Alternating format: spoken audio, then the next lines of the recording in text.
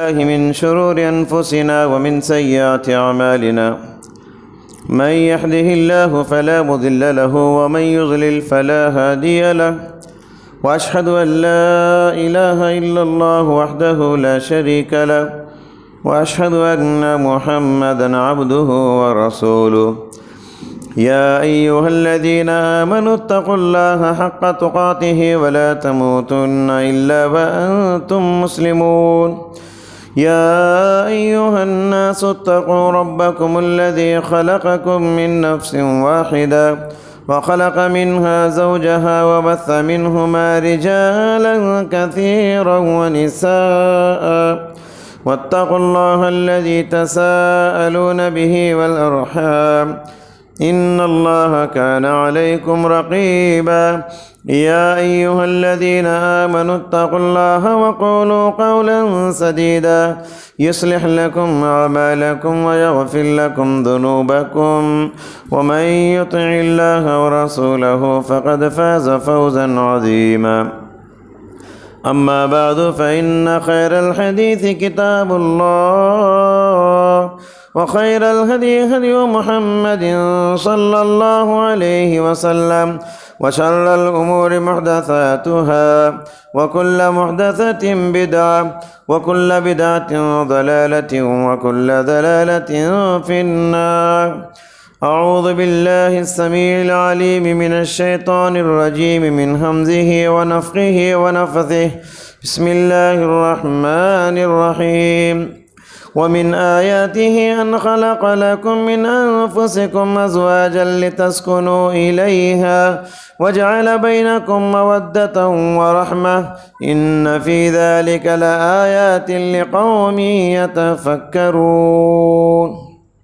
حاضرین جمعہ، پردہ نشین خواتین اسلام، خطبہ مسنونہ کے بعد سورہ روم کی مشہور آیت کریمہ آپ کے روبرو تلاوت کی گئی۔ اس آیت میں اللہ تعالیٰ نے بتایا کہ تم ہی میں سے اللہ تعالیٰ نے تمہارا جوڑا بنایا تاکہ اس کے ذریعے سے تم سکون حاصل کرو۔ شادی یہ سکون کا ذریعہ ہے۔ شادی کرنا زندگی کی یہ بنیادی ضرورت ہے۔ گزشتہ 3 جمعے بھی آپ شادی بیاہ کے حوالے سے آپ ہماری گفتگو سماعت فرماتے ہوئے آ رہے ہیں۔ آج میں اس موضوع کو لے کر حاضر ہوا ہوں کہ شادی چونکہ بنیادی ضرورت ہے، شادی کو بالکل آسان ہونی چاہیے۔ جیسے ہوا زندگی کے لیے ایک بنیادی ضرورت ہے، پانی زندگی کے لیے ایک بنیادی ضرورت ہے۔ ہوا پانی کو اللہ تعالیٰ نے مفت میں دے دیا۔ جہاں جاؤ ہوا ملے گا فری میں، جہاں جاؤ پانی ملے گا مفت میں، بغیر قیمت کے ہوا ملتا ہے، بغیر قیمت کے پانی ہوا ملتی ہے اور پانی ملتا ہے۔ اگر یہ بنیادی ضرورتیں قیمت پر ملنے لگ جائے تو انسان کی زندگی دشوار ہو جائے گی۔ ابھی کووڈ-19 میں، کرونا وائرس کے زمانے میں ایک تجربہ اللہ تعالیٰ نے لوگوں کو بتایا۔ جب لوگوں کو سانس لینے کے لیے آکسیجن قیمت پر ملتا تھا تو انسان کے لیے کتنا مشکل ہو گیا۔ تو سانس لینے کے لیے آکسیجن اگر قیمت پہ ملے تو انسان کی زندگی جیسے مشکل ہو جاتی ہے، ویسے ہی نکاح بھی آسان ہونا چاہیے۔ نکاح کو اگر مشکل بنا دیا جائے تو انسان کی زندگی دشواریوں سے گزرے گی۔ جس سماج میں نکاح آسان ہو وہاں انسان کی عزتیں محفوظ ہوتی ہیں، انسان کی جوانیاں محفوظ ہوتی ہیں، انسان کے اخلاق محفوظ ہوتے ہیں، انسان کی ناموس محفوظ ہوتی ہے۔ جس سماج میں نکاح مشکل ہو جائے، شادی کرنا مشکل ہو جائے، اس سماج میں زنا آسان ہو جاتا ہے، اس سماج کے نوجوانوں کی جوانیاں داغدار ہو جاتی ہیں، اس سماج کے نوجوانوں کے اخلاق داغدار ہو جاتے ہیں، بدنام ہو جاتے ہیں۔ اسی لیے شریعت نے، اسلام نے شادی کو، نکاح کو بالکل آسان بنا دیا ہے۔ ذرا دیکھیے پیارے نبی کے زمانے کو، ذرا دیکھیے صحابہ اور تابعین اور سلف صالحین کے زمانے کو۔ اللہ کے نبی صلی اللہ علیہ وسلم کے سلسلے میں وہ حدیث گزشتہ جمعہ بھی میں نے آپ کو ذکر کیا۔ ایک عورت آتی ہے، کہتی انی وہبت نفسی لک، اللہ کے رسول میں اپنے آپ کو آپ کے حوالے کرتی ہوں، یعنی آپ مجھے امہات المومنین میں شامل کر لیجئے، اپنی بیوی بنا لیجئے۔ پیارے نبی خاموش رہے تو ایک صحابی نے آگے بڑھ کر کہا ان لم تکن بہا حاجہ فزوجنیہا، اللہ کے نبی آپ کو ضرورت نہیں ہے تو مجھے شادی کر دیجئے، اس عورت سے میں نکاح کرنے کے لیے تیار ہوں۔ آپ نے فرمایا التمس شیئا، جاؤ مہر کے لیے کچھ تلاش کر کے لے کر آؤ۔ صحابی گئے، کہا کچھ نہیں ہے۔ اللہ کے نبی نے کہا اللہ کے بندے التمس ولو خاتما من حدید، کم از کم سونے کی انگوٹھی نہیں، چاندی کی انگوٹھی نہیں، لوہے کی انگوٹھی تو لاؤ، مہر کے طور پہ میں تمہارا نکاح کر دیتا ہوں اس عورت سے۔ انہوں نے کہا اللہ کے نبی میرے پاس لوہے کی انگوٹھی بھی نہیں ہے۔ تو اس وقت اللہ کے نبی صلی اللہ علیہ وسلم نے کہا کہ تم کو قرآن کی جو صورتیں یاد ہیں یہی تمہارا مہر ہے کہ شادی کے بعد ان صورتوں کو اس عورت کو یاد دلا دینا۔ سبحان اللہ، شادی ہو گئی، شادی ہو گئی۔ آدھا گھنٹہ پہلے صحابی کو معلوم نہیں تھا کہ آدھا گھنٹے کے بعد میری شادی ہونے والی ہے۔ آدھا گھنٹہ پہلے ان صحابی کو خبر نہیں کہ آدھا گھنٹے کے بعد میری شادی ہونے والی ہے۔ تو اندازہ لگائیے اسلام میں شادی کتنا آسان ہے۔ آج ہمارے پاس 6 مہینے پہلے پلاننگ بنتی ہے، 1 سال پہلے اس کی ترتیب ہوتی ہے، کتنے قیمتی رقعے، کتنے قیمتی شادی خانے، کیا ہم پلاننگ کرتے ہیں شادی کرنے کے لیے۔ شادی کو اسلام نے بہت آسان بنایا ہے، بہت آسان بنایا ہے۔ محترم حضرات، صحابہ اکرام کی دور کی طرف ہم چلتے ہیں۔ صحابہ کی شادیاں ہوتی، پیارے نبی کو خبر بھی نہیں ہوتی، پیارے نبی کو اطلاع بھی نہیں ہوتی۔ اور ایسی بات نہیں کہ مدینہ اس زمانے میں بہت بڑا شہر، مدینہ اس زمانے میں اتنا چھوٹا شہر تھا، ایک آدمی ایک کنارے میں کھڑتا تو سارے مدینے کو دیکھ سکتا تھا، اتنا چھوٹا تھا نبی کے زمانے میں مدینہ۔ اتنے چھوٹے سماج میں صحابہ کی شادیاں ہوتی، نبی کو خبر نہیں، نبی کو پتہ بھی نہیں چلتا تھا۔ اور ایسی بات نہیں کہ گمنام صحابی کی شادی ہو رہی ہے، مشہور صحابہ کی شادیاں ہوتی تھی۔ حضرت عبد الرحمن بن عوف 10 مبشرہ میں سے ایک ہیں۔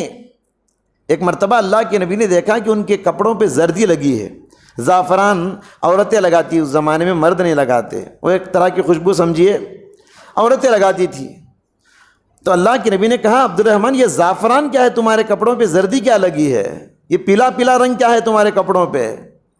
انہوں نے کہا اللہ کے نبی میری شادی ہو گئی ہے، وہ غلطی سے عورت کے جسم کا مجھے لگ گیا ہے۔ تو پیارے نبی صلی اللہ علیہ وسلم ذرا بھی ناراض نہیں ہوئے کہ مجھے کیوں نہیں بتایا، مجھے کیوں خبر نہیں دی، کچھ بھی نہیں کہا۔ پیارے نبی نے خوشی کا اظہار کیا، پھر فرمایا جاؤ ولیمے کی تیاری کرو، اولیم ولو بشاتن، ایک بکری ہی سے ہی ذبح کر کے ولیمے کی تیاری کرو۔ دیکھا آپ نے، صحابہ اسے سمپل میٹر سمجھتے تھے، شادی کو اتنا بڑا معاملہ نہیں سمجھتے تھے جیسے آج کل میں اور آپ سمجھتے ہیں۔ نبی کو بھی شادی کی خبر دینا ضروری نہیں سمجھتے تھے، اتنا آسان سمجھتے تھے۔ حضرت عبد الرحمن بن عوف نے کہا تزوجت امرأۃ علی وزن نواۃ من ذہب، میں ایک عورت سے شادی کیا ہوں کھجور کے گٹھلی کے وزن کے برابر سونا مہر میں دے کر۔ کھجور کا جو گٹھلی ہوتا ہے اس کے برابر کا وزن سونا میں عورت کو مہر دیا ہوں اور شادی ہو گئی ہے۔ محترم حضرات گرامی، یہ اللہ کے نبی کے دور کی صحابہ کرام کی شادیاں تھیں۔ اس دور میں اتنی آسانی سے شادیاں ہوتی تھیں۔ حضرت جابر رضی اللہ عنہ، سبحان اللہ، نبی کے لاڈلے صحابی، نبی کے چہیتے صحابی، ان کی شادی ہو گئی، نبی کو خبر نہیں۔ نبی کو کب خبر ہوتی ہے؟ جب نبی پوچھتے ہیں تزوجتا، جابر کیا شادی ہو گئی تمہاری؟ انہوں نے کہا ہاں اللہ کے نبی میری شادی ہو گئی ہے، میری شادی ہو گئی اللہ کے نبی۔ آپ نے فرمایا بکرن ام سیبن، جابر شادی ہو گئی؟ کنواری عورت سے شادی کیے یا بیوہ عورت سے شادی کیے؟ انہوں نے کہا کہ اللہ کے نبی بیوہ عورت سے شادی کیا۔ تو آپ نے فرمایا فَهَلْ لَا تَزَوَّجْتَ بِكْرًا، کنواری سے شادی کیے ہوتے؟ تو انہوں نے کہا دراصل بات یہ ہے اللہ کے نبی، میرے والد گرامی نے انتقال سے پہلے میری سرپرستی میں 9 بہنوں کو چھوڑ کر انتقال ہوئے ہیں، ان سب کا خیال کرنا میری ذمہ داری ہے۔ میں بیوہ عورت سے شادی اس لیے کیا ہوں تاکہ وقت ضرورت میری بیوی میرے بہنوں کے کام آ جائے، کبھی ان کو چوٹی ڈال دیا کرے، کبھی ان کا خیال کر لیا کرے، کیونکہ کنواری عورت کے اندر ناز نخرے زیادہ ہوتی ہیں، تجربہ کم ہوتا ہے۔ بیوہ عورت کے اندر کمپرومائز ہونے کا ذہن ہوتا ہے اور تجربہ زیادہ ہوتا ہے، اور میرے بہنوں کی وہ خدمت وقت ضرورت کر سکتی ہے۔ تو یہاں بھی آپ دیکھیے جابر کی شادی ہوئی، پیارے نبی کو خبر نہیں، حالانکہ جابر نبی کے چہیتے صحابی تھے۔ یہ تو صحابہ کا دور ہے۔ صحابہ کے بعد تابعین کی طرف چلیے۔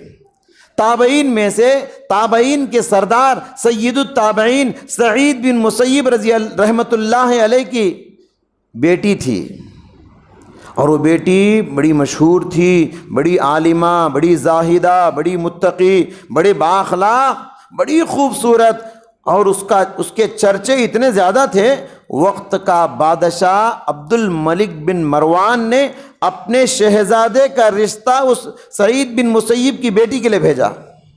تو آپ اندازہ لگائیں کتنی بڑی نیک اور خوبصورت خاتون ہوں گی۔ وقت کا بادشاہ عبد الملک بن مروان نے اپنے بیٹے، اپنے شہزادے کا رشتہ بھیجا، سعید بن مسیب نے ریجیکٹ کر دیا، کہا نہیں میں تمہارے بیٹے سے شادی نہیں کروں گا۔ پھر کس سے شادی کیا؟ حضرت سعید بن مسیب رحمۃ اللہ علیہ کے حلقہ درس میں، جہاں بچوں کو پڑھاتے تھے، نوجوانوں کو پڑھاتے تھے، تو ان کا ایک شاگرد کئی دنوں سے غائب تھا۔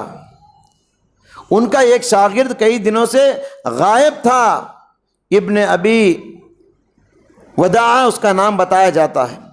تو چند دنوں کے بعد جب وہ حاضر ہوا تو انہوں نے کہا کہ بابا آپ کئی دنوں سے غائب تھے، کہاں چلے گئے؟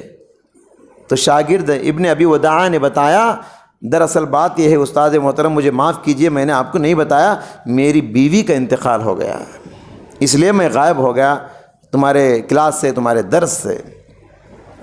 تو سعید بن مسیب نے کہا تو پھر شادی نہیں کرو گے؟ تمہاری بیوی انتقال ہو گئی۔ کہا شادی تو کرنا ہے۔ تو سعید بن مسیب نے کہا میری بیٹی سے شادی کر لو گے؟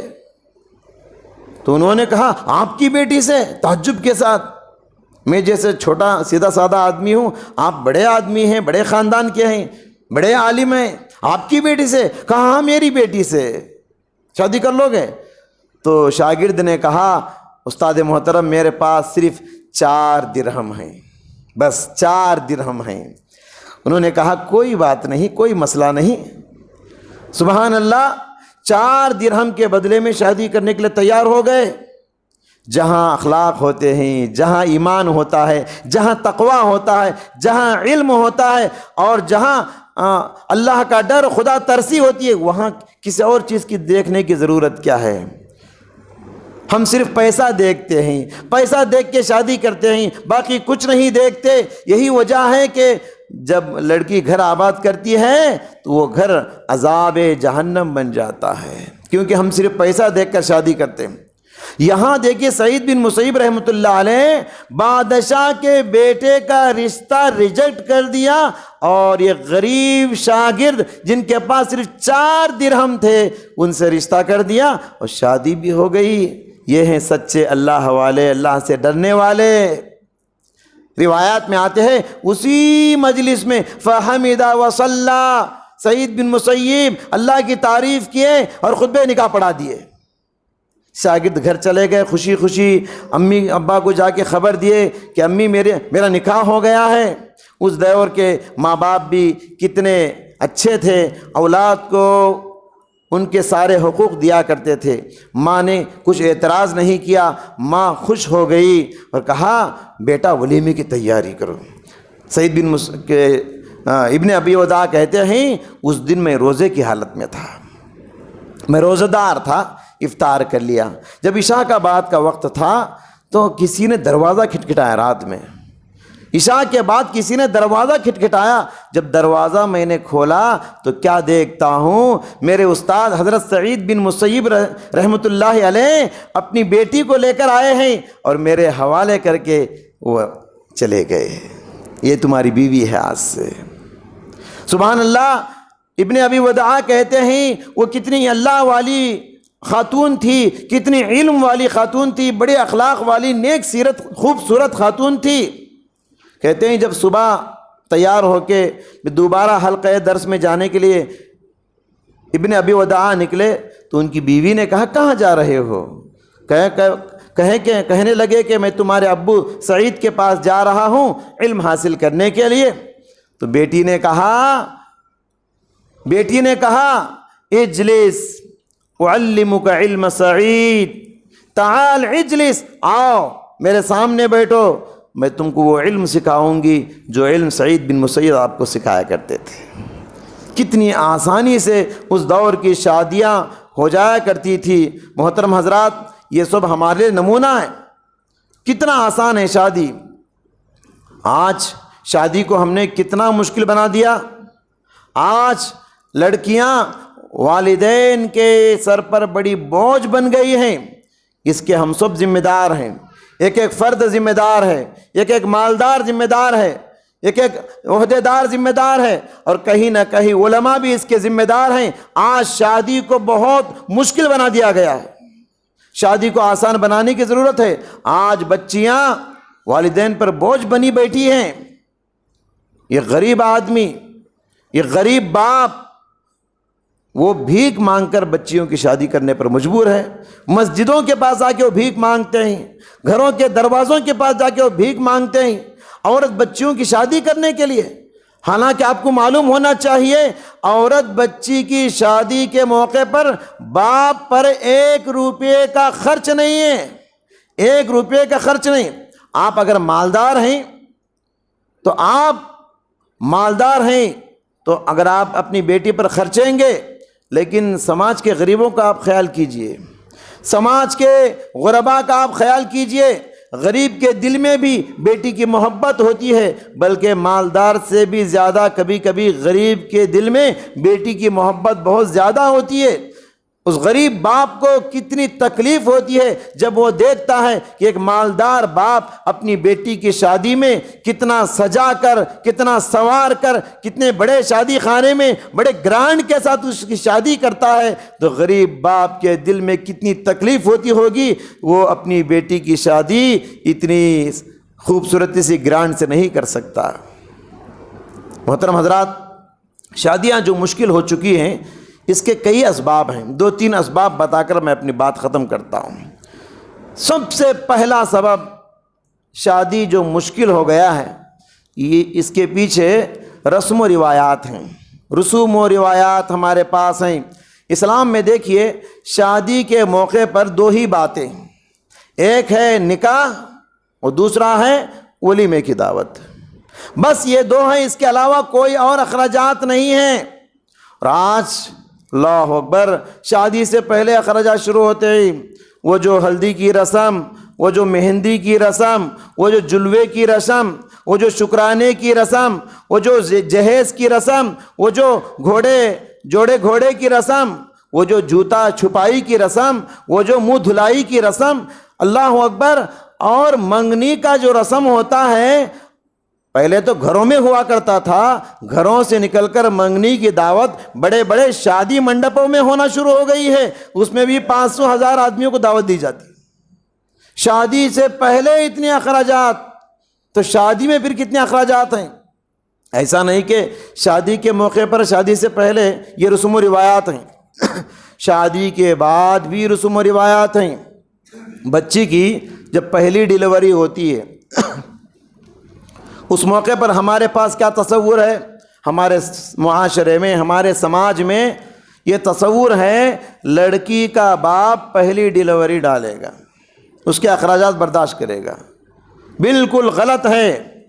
لڑکا جب بچی کو اپنے عقد میں لے لیتا ہے، نکاح کے موقع پر الحمدللہ میں نے قبول کیا، یہ الفاظ جب اپنی زبان سے ادا کرتا ہے اس کے بعد سے لڑکی کے سارے اخراجات کا ذمہ دار صرف اور صرف شوہر ہے۔ پہلی ڈیلیوری اگر لڑکی کا باپ نہیں ڈالتا ہے تو سب تانے دینے والے، شوہر بھی تانا دینے والا، ساس بھی تانا دینے والی۔ ظالم ہے وہ شوہر جو لڑکی کو تانا دیتا ہے، ظالم ہے وہ ساس جو لڑکی کو تانے دیتی ہے کہ تمہارے باپ نے پہلی ڈیلیوری کے، پہلی زچگی کے اخراجات کو برداشت نہیں کیا۔ محترم حضرات، اگر کسی باپ کو 3 بیٹیاں ہوں، 4 بیٹیاں ہوں، ایسے موقع پر بھی کہ ہمارے پاس کیا روایات ہیں، جب دوسری بیٹی کا نکاح ہوتا ہے تو دوسرے داماد کو تو بہت سارے ہدیے تحفے دیں گے ہی، تو پہلے داماد کو بھی قیمتی ہدیے دینا پڑے گا۔ جب تیسری بیٹی کا نکاح ہوتا ہے تو تیسرے داماد کو تو دینا ہے ہی، بہت سارے ہدیے تحفے دیتے ہی ہیں، لیکن اس سے پہلے جو داماد ہیں دونوں داماد کو بھی قیمتی ہدیے تحفے دینا پڑے گا۔ تو یہ روایات، قیمتی کپڑے، قیمتی تحفے، قیمتی ہدیے، کتنے اخراجات ہیں۔ سارے دامادوں کو خوش کرنا، سارے ان کے رشتہ داروں کو خوش کرنا، یہ بھی ہمارے پاس بہت بڑا رسم ہے جو شادی کے موقع پر کپڑے بنانے کا رسم ادا ہوتا ہے۔ محترم حضرات، اس کے علاوہ شادی کو مشکل بنانے والی ایک اور بات وہ ہے جہیز کی لعنت۔ یاد رکھیے، جہیز سماج کا ایک ناسور ہے، جہیز سماج کے لیے ایک کینسر ہے۔ جہیز، یاد رکھیے، شادی کے موقع پر لڑکی کے باپ پر 1 روپے کا بھی خرچ نہیں ہے، 1 روپے کا بھی خرچ نہیں ہے۔ غریب، اس کو بچی کی شادی کی فکر کب شروع ہوتی ہے؟ بچی کی پیدائش سے ہی فکر شروع ہو جاتی ہے کہ مجھے بچی کی شادی کرنا ہے۔ عورت بچی پیدا ہوتے ہی غریب باپ کو ٹینشن شروع ہو جاتا ہے، کیوں؟ شادی کرنا ہے، جہیز دینا ہے، اتنا خرچ کرنا ہے۔ حالانکہ اسلامی اگر شادی ہو، لڑکی کے باپ پر 1 روپے کا خرچ نہیں، بیچاری وہ ماں لڑکی پیدا ہوتے ہی جمع کرنا شروع کر دیتی ہے، زندگی بھر ایک نوالا کم کھاتی ہے، پائی پائی جمع کرتی ہے، کم سے کم خرچ کر کے تھوڑا تھوڑا سامان پیدائش سے جمع کرنا شروع کرتی ہے، لڑکی کے شادی کے دن تک جمع کرتی ہے۔ اس کے ہم سب ذمہ دار ہیں، اس کے ہم سب، میں بھی ذمہ دار ہوں، آپ بھی ذمہ دار ہیں۔ ہم کو اپنے سماج میں جہیز کی لعنت کو ختم کرنا ہے۔ جہیز یہ کینسر کی طرح ہمارے سماج میں پھیل رہا ہے۔ جو لوگ بھی جہیز کا ڈیمانڈ کرتے ہیں وہ سب اس کے ذمہ دار ہیں۔ باقاعدہ نکاح سے پہلے مجلس بیٹھتی ہے اور مجلس میں بڑے لوگ بیٹھتے ہیں، بیٹھ کے طے کرتے ہیں کیا زیور ڈالو گے آپ اپنی بچی کو، کیا دینا چاہتے، کتنے لاکھ روپے دینا چاہتے ہیں آپ۔ یاد رکھیے، زبان سے پوچھنا ہی گناہ نہیں، اگر دل میں ذرا خواہش رکھتے ہیں یہ بھی غلط ہے۔ آپ شادی کے موقع پر لڑکی والوں سے جو ڈیمانڈ آپ کرتے ہیں یہ گناہ ہے، یہ حرام ہے، یہ لڑکی کے والدین پہ ظلم ہے۔ لڑکی کا باپ اس کی مرضی ہے، اس کی طاقت کے مطابق جو چاہے زیور ڈال لے گا وہ، اور زیور ڈالنے کے ڈیمانڈ کس لیے کرتے ہیں؟ تصور یہ ہے شادی کے بعد لڑکی کا جتنا زیور ہے وہ سب ہمارا ہے۔ کیا سمجھتے ہیں؟ لڑکی کا باپ جتنا بھی زیور ڈالا ہے شادی کے بعد یہ سارا زیور ہمارا ہے، حقداری جتاتے ہیں۔ شادی کے وقت تو بھیک مانگ کے لیتے ہیں اور شادی کے بعد حقداری جتاتے ہیں کہ یہ زیور ہمارا ہے۔ اور حقداری جتانے والے کون ہیں؟ اس کا شوہر ہے، اس کی ساس ہے، اس کی ننن وغیرہ ہے۔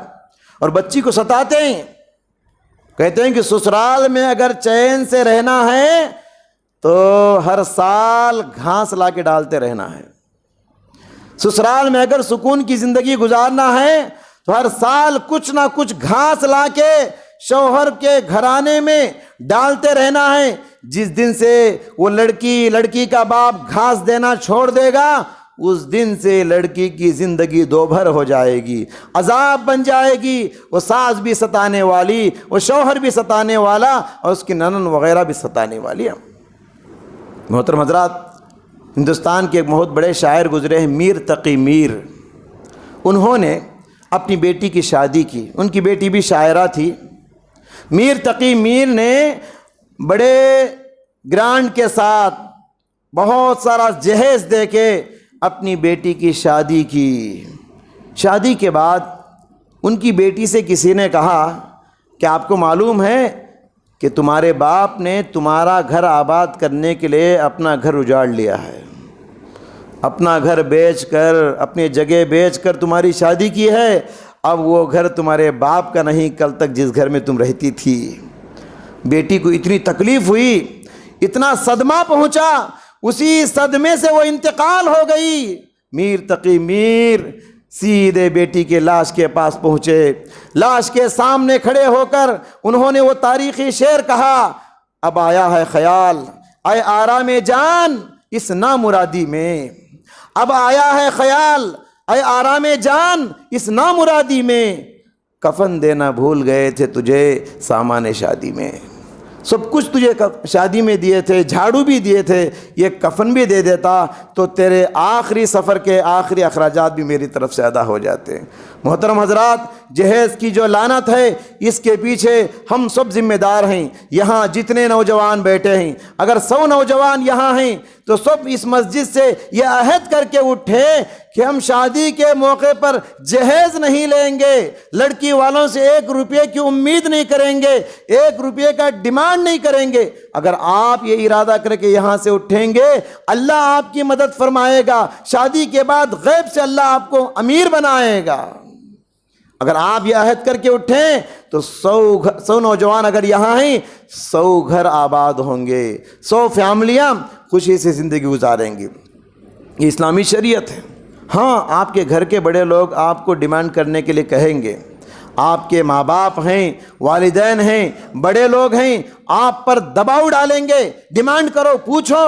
یاد رکھیے، جب اللہ کی نافرمانی کی بات آتی ہے تو لا طاعت لمخلوق فی معصیت الخالق، خالق کی نافرمانی میں مخلوق کی بات نہیں سنی جائے گی. ایسے موقع پر آپ اپنے ماں باپ کی بات مت سنو، آپ اپنے گھر کے بڑے لوگوں کی بات مت سنو. یہاں اللہ اس کے رسول کا قانون ہے، انہی کی بات سنو اور شادی کو جہاں تک ہو سکے آسان سے آسان بنانے کی آپ کوشش کرو. محترم حضرات گرامی، آج ہمارے سماج میں لڑکیاں انتظار کر رہی ہیں ایسے نوجوانوں کا جو آسانی کے ساتھ شادی کرنا چاہتے ہیں. بعض مقامات پر الحمدللہ نکاح کی دعوت بھی نہیں ہوتی، یہ بہت اچھا ہے. شادی ہوا، نکاح ہوا مغرب میں، عشاء میں ولیمے کی دعوت ہو گئی، 1 دن پورے ختم ہو گئے. کتنی بچیاں ہیں 30 سال ان کی عمر ہو گئی ہے، 40 سال ان کی عمر ہو گئی ہے، وہ ایسے نوجوانوں کا انتظار کر رہی ہیں جو ایسے اسلامی طریقے پر شادی کرنا چاہتی ہیں. باپ بڑا پریشان ہے، وہ اس لیے شادی نہیں کر رہا ہے، بیٹی خوبصورت ہے، نوجوان ہے، سب کچھ ہے، شادی کیوں نہیں ہو رہی؟ اس لیے کہ پیسہ نہیں ہے. لہٰذا ہم سب کو اپنے سماج میں شادی کو آسان سے آسان بنانے کی بہرحال ضرورت ہے. اللہ تعالیٰ سے دعا ہے اللہ تبارک و تعالیٰ مجھ کہنے والے کو اور آپ سننے والوں کو شادی کو آسان بنانے کے لیے اجتماعی تبدیلی لانے، اجتماعی کوشش کرنے کی اللہ ہم سب کو توفیق عطا فرمائے. اور اللہ تبارک و تعالیٰ ہم سب کو سماج میں اسلامی شادیاں کرنے، اسلامی طریقے سے ولیمے اور نکاح کرنے کی توفیق عطا فرمائے. ہم سب کو اللہ تبارک و تعالیٰ عزت اور شانتی کے ساتھ رکھے. ہم سب کو اللہ تعالیٰ بیماریوں سے، وباؤں سے حفاظت فرمائے. الہ العالمین ہم سب کے درمیان پیار و محبت پیدا فرما، ہماری روزی روٹی میں برکت عطا فرما، ہم سب کی زندگیوں میں سکون عطا فرما. جو لڑکیاں بے شادی ہیں، جو لڑکے بے شادی ہیں، اے اللہ اسلامی شادی کرنے کی توفیق عطا فرما، ان کے نیک رشتے قائم فرما. آمین. بارک اللہ لنا ولکم فی القرآن العظیم ونفعنا وإیاکم من الآیات والذکر الحکیم. انہ تعالی جواد کریم ملک بر رؤوف رحیم رب الحلیم.